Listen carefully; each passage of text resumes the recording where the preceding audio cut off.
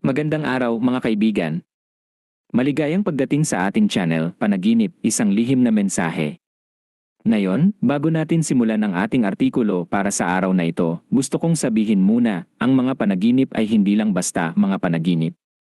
Marami sa atin ang nagtatanong, bakit ako nananaginip ng ganito? May ibig sabihin ba ito? O minsan ay iniisip natin baka naman sobrang pagod lang ako o masyadong iniisip ang mga problema ko. Pero alam niyo po ba na sa loob ng libu-libong taon, ang mga panaginip ay itinuturing na isang langitnungan, isang sulat na mula sa ating kaluluwa. Sa seryeng ito, susuriin natin ang iba't ibang simbolo na lumalabas sa ating mga panaginip mula sa mga hayop tulad ng mga ahas, aso, pusa, hanggang sa mga lugar, bagay, at sitwasyon na tila ordinaryo pero mayroong di kaaraniwang kahulugan. Hindi tayo basta magbibigay ng mga paano ito ipakahulugan, kundi ibabahagi natin ang holistic na kaalaman at karunungan na nagmumula sa mga sinaunang tradisyon, mga pilosopiya, at ang kaalaman na ipinasa mula sa mga henerasyon hanggang ngayon. Kaya kung handa ka ng buksan ang iyong isip, puso, at espiritu para sa mga lihim na mensahe na maaaring naghihintay lang sa iyo, then you're in the right place. Pumindot lang ng like button, huwag kalimutang mag-subscribe at i-bell ang notification para hindi ka mawawalan ng bago nating pag-uusapan. At ngayon, simulan na natin ang ating paglalakbay tungo sa mga lihim na mensahe ng ating mga panaginip. Sa malawak na tanawin ng holistic knowledge and wisdom, ang panaginip ng isang kayumangging ahas ay isang simbolo na may napakalalim at kadalasang hindi nauunawaan ng karamihan. Sapagkat karaniwang kinikilala ito bilang tanda ng karaniwan o walang espesyal na kahalagahan, ngunit sa katotohanan, nagdadala ito ng mga lihim na mensahe na malalim na konektado sa pinakaloob na bahagi ng nananaginip. Na nagsasabi tungkol sa proseso ng pagkakakilanlan sa sarili, pagpapatatag ng pundasyon ng buhay, at pagtuklas ng mga ugat ng ating pagkatao na kadalasan ay hindi nakikita ng marami. Ang kayumangging kulay sa konteksto ng holistic na karunungan ay hindi lamang kumakatawan sa kulay ng lupa o mga bagay na walang kulay. Sa halip, ito ay sumasagisag sa angking tibay ng lupa, ang init ng tahanan, ang sigla ng mga ugat na nag-ugnay sa atin sa ating mga ninuno, at ang matibay na pundasyon kung saan nakatayo ang lahat ng ating mga pangarap at layunin. Ang ahas mismo ay isang sinaunang arketipo na naugnay sa pagbabago. Dahil sa kakayahan nitong magpalit ng balat, ito ay simbolo ng pag-alis ng lumang sarili, ng mga nakasanayan at paniniwalang hindi na nagsisilbi sa atin, at ng pagyakap sa isang bagong pagkakataong mas malapit sa ating tunay na pagkatao. Kapag pinagsama ang dalawang simbolo na ito, ang kayumangging kulay at ang ahas, lumalabas ang isang mensahe na mas malalim pa kaysa sa karaniwang pag-unawa na nagsasabi tungkol sa kahalagahan ng pagkilala sa ating mga ugat, sa mga karanasang nagbigay sa atin ng ating pagkakakilanlan, at sa mga pagkakataong naghihintay para sa atin kung tayo ay magiging bukas sa proseso ng pagpapatibay at paglago ng ating buhay. Ang kayumangging ahas sa panaginip ay kadalasang kumakatawan sa ating root self, ang mga aspeto ng ating pagkatao na konektado sa ating mga ninuno, sa ating kultura, at sa mga tradisyon na nagbigay sa atin ng pagkakakilanlan. Karaniwang iniisip ng marami na ang pag-unlad at pagbabago ay nangangailangan ng pag-alis sa ating mga ugat o pagbabago ng ating mga tradisyon. Ngunit ang lihim na mensahe ng kayumangging ahas ay nagsasabi na ang tunay na lakas at katatagan ay nasa loob natin, sa ating kakayahan na yakapin ang ating mga pinagmulan, sa ating kakayahang ipasa ang mga aral ng mga ninuno sa susunod na henerasyon, at sa ating kakayahang makaramdam ng koneksyon sa lupa at sa lahat ng buhay na umaasa dito. Halimbawa, ang mga damdaming pagkalito o kawalan ng direksyon na nararamdaman natin ay maaaring isang senyales na kailangan nating magbalik tanaw sa ating mga ugat, o ang mga sandali ng kagalakan at kasiyahan na nararanasan natin kapag nasa tahanan o kasama ang pamilya ay maaaring nagsasabi tungkol sa ating tunay na koneksyon sa ating mga pinagmulan. Ang kayumangging ahas ay dumadaan sa ating panaginip upang ipaalala sa atin na hindi tayo kailangang kalimutan ang ating mga pinagmulan para umunlad, kundi sa halip ay gamitin ang mga ito bilang pundasyon para sa ating paglalakbay patungo sa kinabukasan, at na ang tibay na maaaring nakatago sa ating mga ugat ay maaaring magbigay ng lakas sa ating landas at sa landas ng iba. Bukod pa rito, ang kayumangging ahas ay maaaring kumatawan sa isang malalim na proseso ng pagpapatatag ng pundasyon ng ating buhay na nagsisimula sa pagkilala sa ating mga pangunahing pangangailangan at mga responsibilidad. Pagtatatag ng lupa, tulad ng mga sinaunang pamamaraan ng pagsasaka na nagsasabi tungkol sa mga magsasakang naghahanda ng lupa upang magbunga ng masaganang ani. Karaniwang natatakot ang mga tao sa ideyang ito ng pagtitiyak ng pundasyon dahil inaakala nila na ito ay magdudulot ng pagkakahigpit o kawalan ng kalayaan. Ngunit ang lihim na mensahe ng Kayumangging Ahas ay nagsasabi na ang pagkakaroon ng matibay na pundasyon ay nagbibigay daan sa atin na lumipad ng mas mataas at makamit ang mga bagay na dati nating akalain na imposible.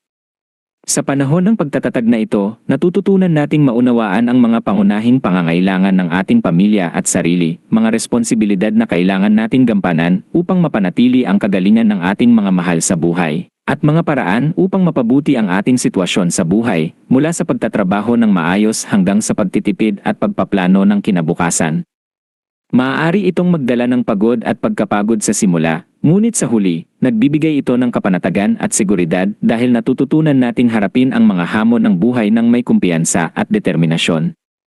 Ang Kayumangging Ahas ay nagsisilbing gabay sa paglalakbay na ito, bagamat maaaring mukhang mabigat o mabagal sa una, ito ay nandyan upang tiyakin na tayo ay nakatayo sa matibay na lupa at na makakamit natin ang tagumpay na nararapat sa atin. Isa pang lihim na mensahe ng Kayumangging Ahas na hindi alam ng karamihan ay ang koneksyon nito sa mga sinaunang kaalaman tungkol sa pagpapalakas ng katawan at sa mga tradisyon ng mga katutubong manggagamot na umaasa sa mga yaman ng lupa. Sa maraming kultura sa buong mundo, ang Kayumangging Ahas ay iginagalang bilang tagapagbantay ng mga kaalaman tungkol sa mga halamang nakakapagpapalakas ng katawan, mga paraan ng pag-aalaga sa lupa, at mga ritual na nagdudulot ng pagkakaisa sa kalikasan. Kapag ito ay lumitaw sa ating panaginip, maaari itong nangangahulugan na tayo ay tinatawag na buksan ang ating sarili sa mga kaalamang ito, na maaaring hindi matutunan sa mga modernong ospital o parmasya, kundi sa pamamagitan ng ating koneksyon sa kalikasan, mga karanasan sa pag-aalaga ng sarili, at mga kwento ng ating mga ninuno tungkol sa mga paraan ng pagpapagaling na nagmumula sa lupa. Maaari itong magpahiwatig na may mga paraan tayo upang mapabuti ang ating pisikal na kalusugan, tulad ng pagkain ng mga pagkain mula sa sariling taniman, pag-ehersisyo sa labas, o paggamit ng mga halamang gamot na kilala ng ating mga ninuno, mga bagay na hindi natin napapansin dahil mas nakatuon tayo sa mga gawin ng modernong buhay na umaasa sa mga kemikal at artipisyal na produkto. Halimbawa, maaaring kailangan nating magtanim ng sarili nating gulayan, matuto ng mga paraan ng pagpapreserba ng pagkain, o makipag-ugnayan sa mga taong may kaalaman sa katutubong pagpapagaling upang matuto mula sa kanilang karunungan. Ang Kayumangging Ahas ay nagpapahiwatig na oras na para tuklasin ang mga kaalamang ito at gamitin ang mga ito upang buhayin ang ating pisikal na katawan at tulungan ang iba na makamit ang kanilang sariling kagalingan at lakas. Bukod sa mga aspeto ng sarili, ang Kayumangging Ahas ay maaari ring magdala ng mensahe tungkol sa ating mga relasyon sa pamilya at sa mga sitwasyon sa ating buhay na tila nangangailangan ng tibay at pagkakaisa. Minsan, ang mga relasyon natin sa pamilya ay napapailalim sa mga hidwaan o hindi pagkakaunawaan dahil sa mga pagkakaiba sa mga paniniwala o tradisyon. Ang Kayumangging Ahas ay maaaring ipaalala sa atin na kailangan natin yakapin ang mga pagkakaibang ito dahil ito ang nagbibigay ng kulay at tibay sa ating pamilya.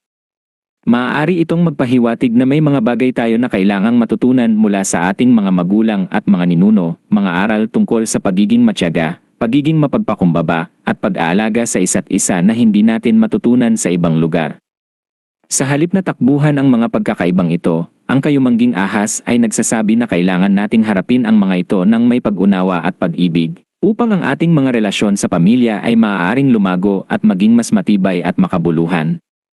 Maaari rin itong magpahiwatig na kailangan nating magtakda ng mga batayan o patakaran sa ating tahanan, mga bagay na makakatulong sa atin na mapanatili ang kagalingan at pagkakaisa ng ating pamilya. Mula sa pagkakaroon ng mga regular na pagtitipon hanggang sa pagtuturo sa ating mga anak ng mga tradisyon na mahalaga sa ating pamilya. Ang Kayumangging Ahas ay maaari ring kumatawan sa isang bagong yugto ng ating buhay na puno ng pagkakataong magtatag ng sarili nating tahanan o negosyo. Minsan, ang buhay ay nagdadala sa atin ng mga pagkakataong tila napakalaki o nangangailangan ng maraming pagsisikap, mga pagkakataong bumili ng lupa, itayo ang sariling bahay, o simulan ang sariling negosyo na umaasa sa mga produkto ng lupa tulad ng agrikultura o pagmimina. Karaniwang iniisip ng mga tao na ang mga pagkakataong ito ay mga hamon na kailangang lampasan. Ngunit ang lihim na mensahe ng Kayumangging Ahas ay nagsasabi na ang mga ito ay mga pagkakataon para sa paglikha ng sarili nating kinabukasan at para sa pagbibigay ng suporta sa ating mga mahal sa buhay. Ang kayumangging kulay ng ahas ay sumasagisag sa angking tibay at sigla na nasa loob natin, isang enerhiya na nagbibigay daan sa atin na harapin ang mga gawain na ito ng may lakas ng loob at pagtitiyaga. Kapag tinanggap natin ang mga pagkakataong ito ng may bukas na puso at isipan, natututunan nating mas mahusay na kilalanin ang ating sarili, matuklasan ang ating mga kakayahan sa paglikha at pamamahala, at makamit ang mga bagay na dati nating akalain na imposible. Ang kayumangging ahas ay nandyan upang gabayan tayo sa prosesong ito, upang ipaalala sa atin na tayo ay may kakayahang bumuo ng sarili nating mga pangarap at na mayroong isang matibay na pundasyon na naghihintay para sa atin kung tayo ay magiging handang magtrabaho ng mabuti para makuha ito. Isa pang mahalagang aspeto ng kayumangging ahas na hindi alam ng karamihan ay ang koneksyon nito sa ating mga pangarap na may kinalaman sa pagpapabuti ng buhay ng ating komunidad at sa ating kakayahang magbigay ng tulong sa iba. Sa maraming kultura, ang ahas ay iginagalang bilang simbolo ng pagkakaisa at pagtutulungan, ng kakayahang magtulungan para makamit ang mga layuning makabubuti sa lahat. Ang kayumangging kulay ng ahas ay nagpapahiwatig na ang kakayahang ito ay umaasa sa ating mga ugat at sa ating koneksyon sa isa't isa, na kailangan nating turuan at pahalagahan upang makagawa tayo ng mga pagbabago na makakapagbigay ng positibong epekto sa ating komunidad. Karaniwang kinokontrol ng mga tao ang kanilang mga pangarap o mga pagnanasing tumulong sa iba dahil sa takot sa kawalan ng kakayahan o sa mga paniniwalang hindi sila makakagawa ng pagbabago. Ngunit ang kayumangging ahas ay nagsasabi na ang mga pangarap na ito ay bahagi ng ating natural na pagkatao at maaaring gamitin bilang isang puwersa para sa pag-unlad at pagbabago ng ating komunidad. Kapag natutunan nating yakapin at igalang ang mga pangarap na ito, natututunan din nating mas mahusay na makipag-ugnayan sa ibang mga tao sa ating komunidad, makita ang mga pangangailangan na kailangang tugunan, at lumikha ng mga paraan upang magtulungan para makamit ang mga layuning ito na nagdudulot ng mas malalim na pagkakaisa sa sarili at sa mga tao sa ating paligid. Sa huli, ang pinakamahalagang lihim na mensahe ng kayumangging ahas sa panaginip ay ang pag-alala na ang tunay na kapanatagan at kagalingan ay nasa ating mga ugat at sa ating koneksyon sa lupa at sa isa't isa, na hindi kailangan nating hanapin ito sa labas o sa mga material na bagay na pansamantala lamang. Karaniwang hinahanap ng mga tao ang kaligayahan, kagalingan, at kahalagahan sa mga bagong gamit, mataas na posisyon, o malaking halaga ng pera. Ngunit ang kayumangging ahas ay nagsasabi na ang tunay na kagalakan at kasiyahan ay nagmumula sa loob, sa pagkilala sa ating mga pinagmulan, sa pagtanggap ng ating mga responsibilidad at kahinaan, at sa pagyakap sa ating tunay na layunin sa buhay na may kinalaman sa pag-aalaga sa sarili, sa pamilya, at sa komunidad. Ang paglalakbay tungo sa pag-unawa na ito ay hindi palaging madali. Maaari itong mangailangan ng maraming oras, pagsisikap at pagpapakumbaba. Ngunit ang kayumangging ahas ay nandyan upang gabayan tayo sa bawat hakbang ng daan, upang ipaalala sa atin na ang bawat pagkakataong magtatag ng pundasyon ay isang pagkakataon para sa paglago, at na ang tibay na nasa loob natin ay maaaring magbigay ng lakas sa ating sarili at sa iba. Sa pamamagitan ng pagtanggap sa mensahe ng kayumangging ahas, natututunan nating maging mas matatag, mas buo, at mas malapit sa ating tunay na sarili, at sa gayon, maaari nating ibahagi ang ating lakas at karunungan sa iba, na nagdudulot ng positibong pagbabago sa ating sarili, sa ating mga pamilya, sa ating komunidad, at sa buong mundo. At yun na po. Sana ay meron kang natutunang bago ngayong araw, at sana'y mas maging maingat ka na sa mga mensaheng dala ng iyong mga panaginip. Tandaan, ang bawat panaginip ay isang pagkakataong makausap ang sarili mong kaluluwa. Kaya huwag itong baliwalain. Marahil ay meron kang sariling panaginip na gusto mong malaman ang kahulugan, huwag mahiyang mag-comment sa ibaba. At kung nagustuhan mo ito, pindutin ang like button, subscribe para sa iba pang video, at i-share sa mga kaibigan mo na maaaring nangangailangan ng ganitong pag-unawa. Hanggang sa muli, mga kaibigan, ingat lagi at patuloy nating yakapin ang mga lihim na mensahe ng ating mga panaginip.